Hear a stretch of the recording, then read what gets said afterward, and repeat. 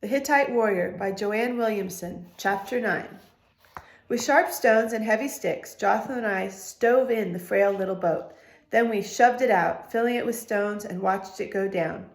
Jotham had brought along some cakes, and from these we took a light breakfast. Shouldn't he have milk? I asked, pointing at Jabin.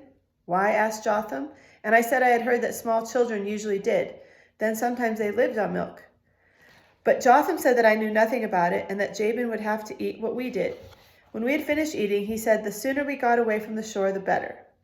We dared not follow the highway, but we knew that we wanted to go east, and both Jotham and I could tell directions well enough by sun and shadow, and at night by stars. For a while the countryside was smooth enough, but later it became rougher and steeper. It was not long before Jabin began to stumble, and Jotham, muttering to himself, had to carry him. After a while, we took our turns with him.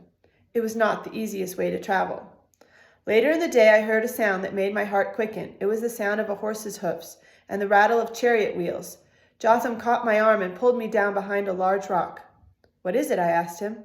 "You will see," he replied, and I watched as well as I could from behind the rock. A group of armed men came into view, wearing the feathered helmets of the Canaanites. The leader rode in a chariot, but the rest were on foot. Behind them walked or stumbled a line of tall, powerful men, barefooted or in rough boots, dressed in plain, straight, homespun tunics and with untrimmed beards. As they passed by, I saw that they were bound together with a heavy rope, passed from one to another about their necks. "Who are they?" I asked softly after they had gone by. "Hill people," said Jotham. "Shepherds, Hebrews, probably of the tribe of Naphtali." I stared after them in deep curiosity, remembering what Hannibal had told me of these people. "The soldiers have probably bought them from slave raiders," said Jotham. "The temples will either use them or sell them to private men. They all seem strong in that gang, so they are probably meant for the grindstone and the dye houses."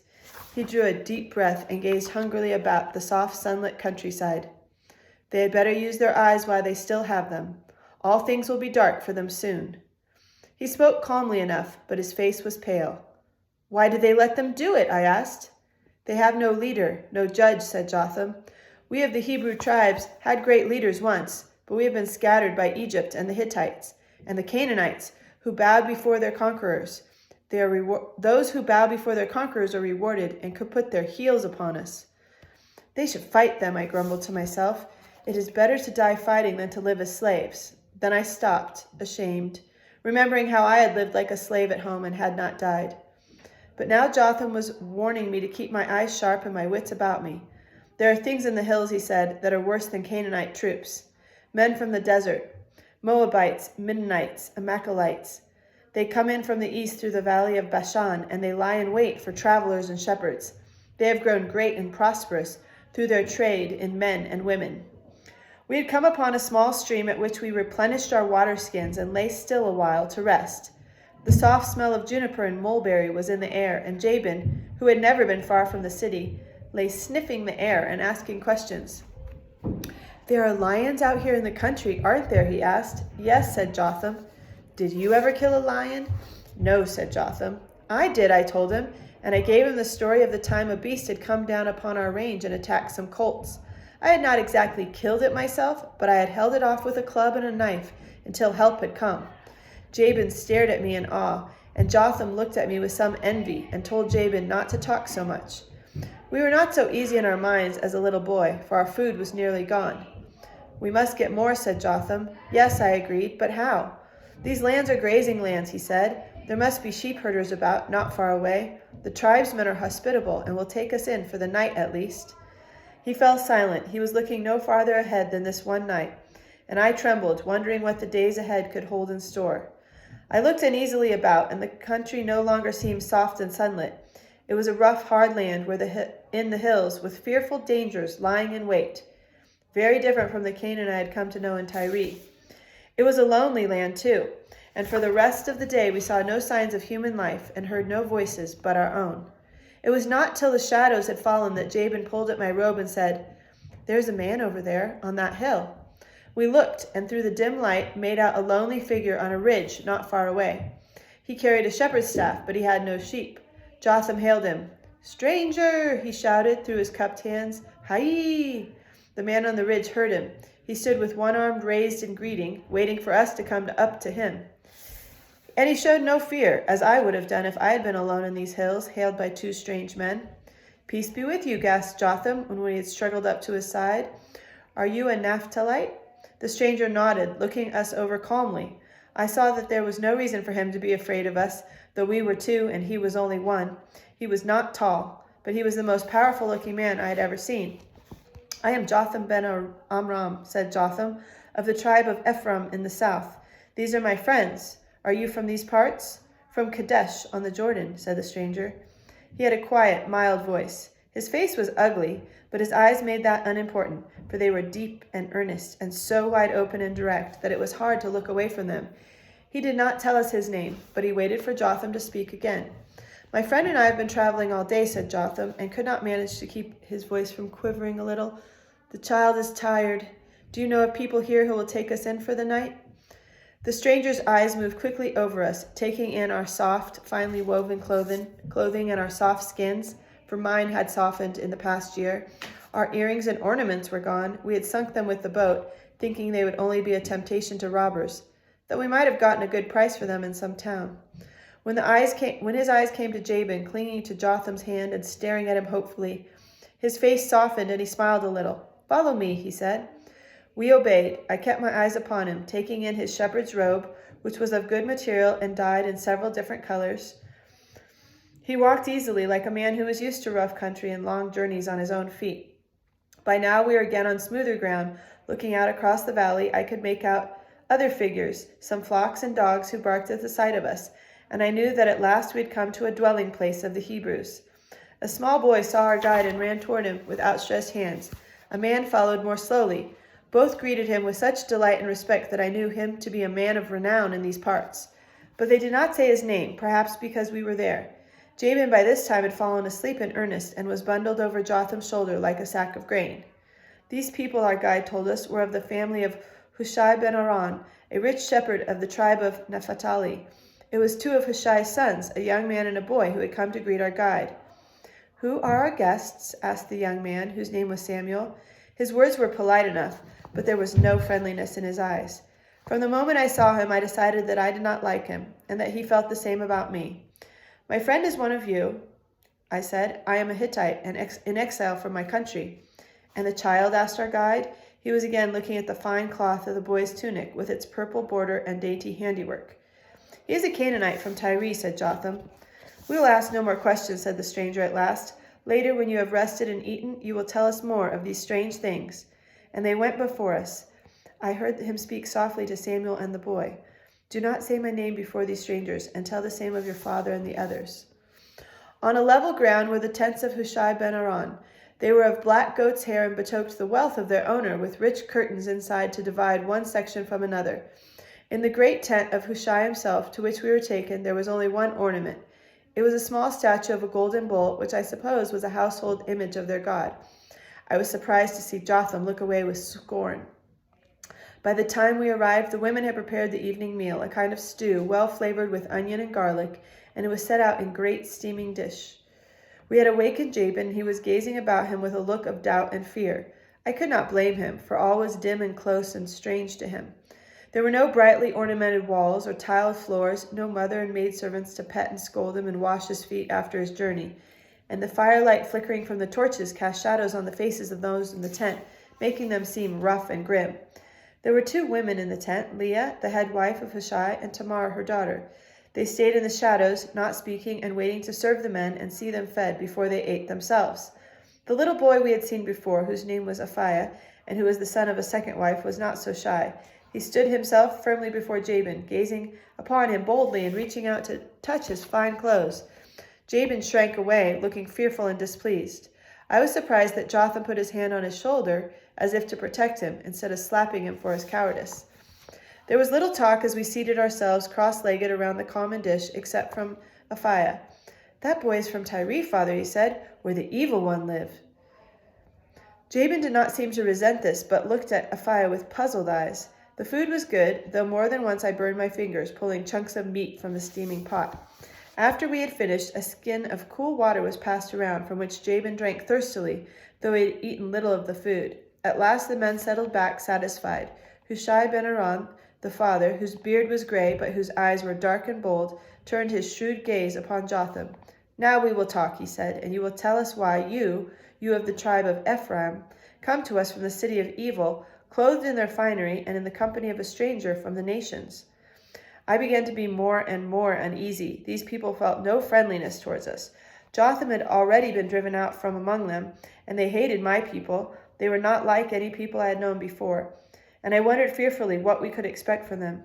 The tribe of Ephraim drove me out, said Jotham, because my mother was a woman of Tyre. But my heart is with the tribes, and I wish to return if they will have me. And the child? They would have made him pass through the fire of Moloch the destroyer. It was to have been today, when the sun was high. He is my kinsman, and I have brought him away. There was a murmur of astonishment at this, and Hushai turned stern eyes towards Jabin. Come here, child, he said. Jabin gave Jotham a frightened look, and Jotham set him upon his feet and gave him a push forward. Hushai, who took him by the shoulders and drew him closer. Weak and soft like all Canaanites, he said harshly. They have fattened him, haven't they, to make a fine feast for their evil God. Our God, who is greater than all others, does not ask the lives of our children, only of blasphemers and those who set themselves against him. There are the seeds of evil in this child. And he looked so sternly at Jabin that the boy began to cry, though I could see he was trying not to. The same anger seized upon Jotham and me, and we half rose from our places. But before we could speak, the young girl Tamar had come out of the shadows for the first time and had taken Jabin away. He is only a little boy, she said sharply, and I was surprised how strong and bold her voice was. He is tired and has done no harm. He should be put to bed. Hushai ben Aran was suddenly no longer fierce and frightening. He looked guiltily at our strange guide, who was smiling a little. She is right, said the stranger. Let her put the child to bed. No, no, cried Jabin. I want to stay with Jotham and Uriah. Then you shall stay with them, said Tamar gently. Where will our guests sleep? She looked sternly at her father, who shrugged, looked defeated, and turned the problem over to his wife. There was to be no more talk that night, for which I was glad, though I was still not easy in my heart. A place was made for Jotham, Jabin, and myself in a corner of the men's quarters. The night air was cold, and we wrapped ourselves well in our outer garments. It was hard to sleep, for the smells of the cooking pot filled the tent, and the wind blew, and there were strange noises outside.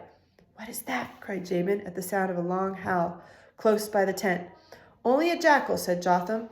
His voice sounded strange, as though he were listening in surprise to the sounds that he had not heard since childhood, and trying to remember how it had been before he had become a lord of Tyre.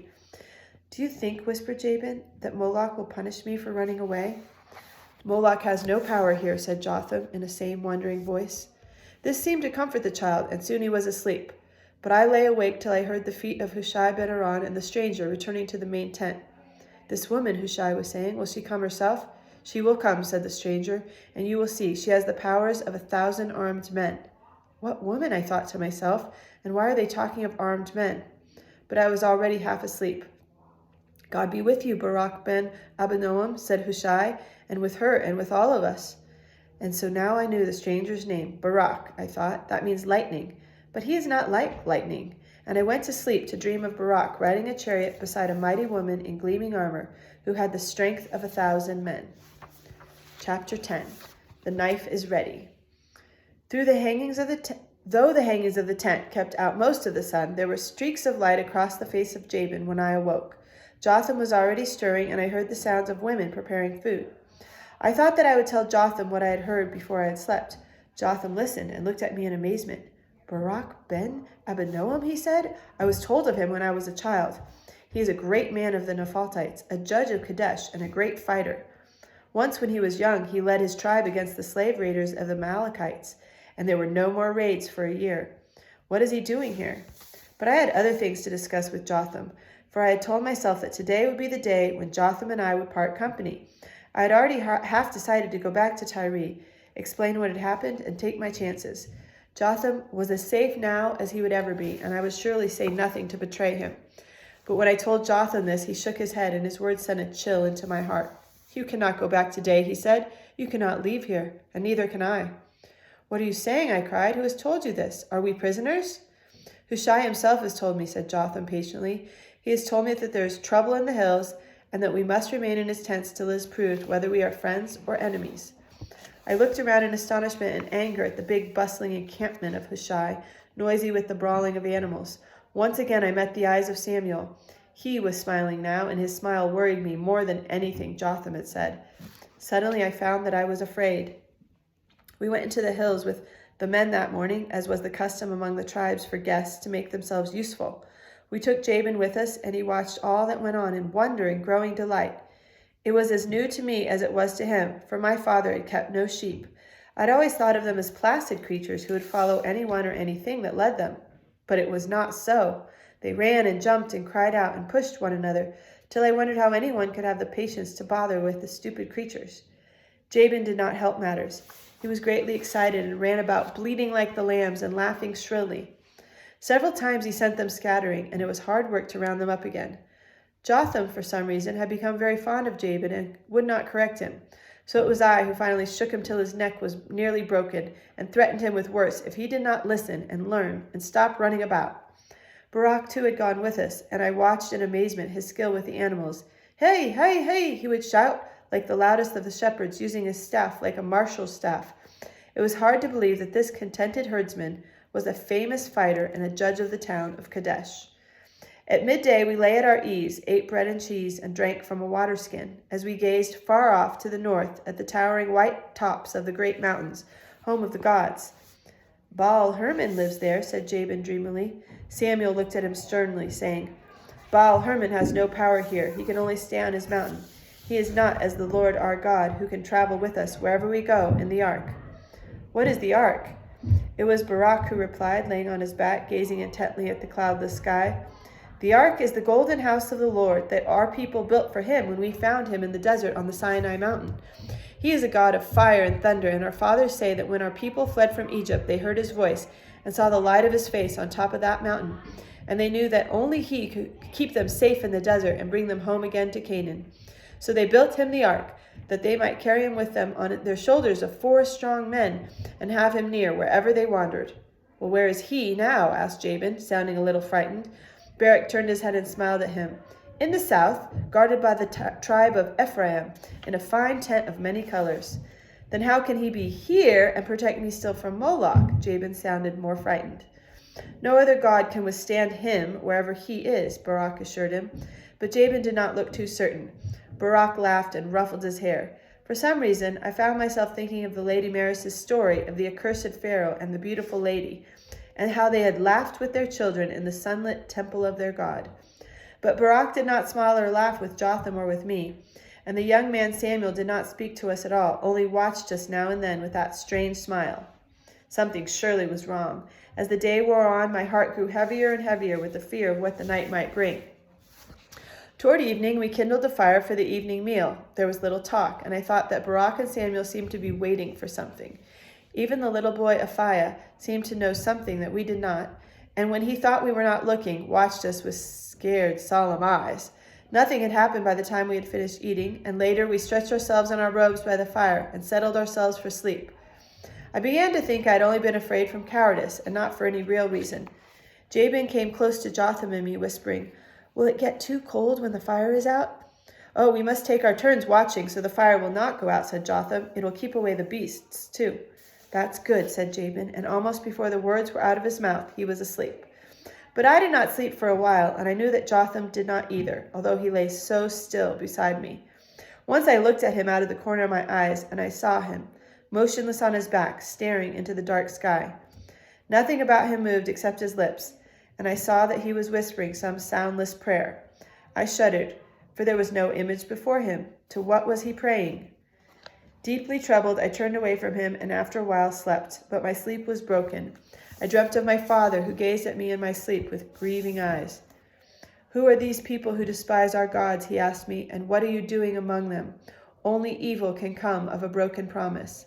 Then his face dissolved into a blinding light, and I woke with a cry, the light of a torch blazing into my eyes.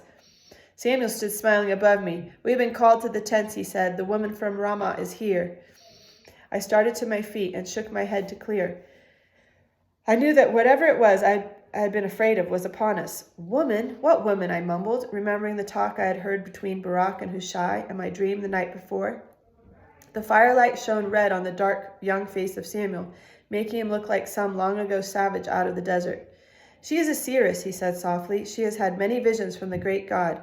She will tell us if your friend is a true man of Ephraim or if you are only Canaanite spies. My heart sank, remembering the sacred old women of our villages at home, with their glaring eyes and their spells and curses. And, I said, if she tells us we are spies? Samuel's eyes gleamed. An altar stone has been raised on a high place not far away, he said. His voice was shaking a little.